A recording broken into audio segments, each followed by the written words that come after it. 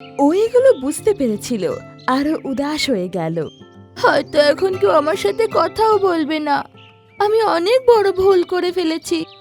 আমার তোতা রাজার কাছে গিয়ে ক্ষমা চাওয়া উচিত।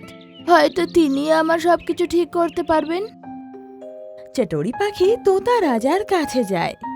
তোতা রাজা, আমাকে ক্ষমা করে দিন। আমি আমার ভুল বুঝতে পেরেছি।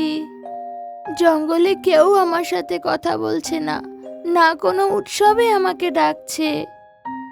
আমি আর কখনো মিথ্যে কথা বলবো না, আর আম খাওয়াও ছেড়ে দেব।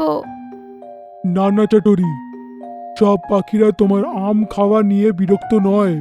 তারা তোমার চুরি করার স্বভাবটা দেখে বিরক্ত হয়ে গেছে।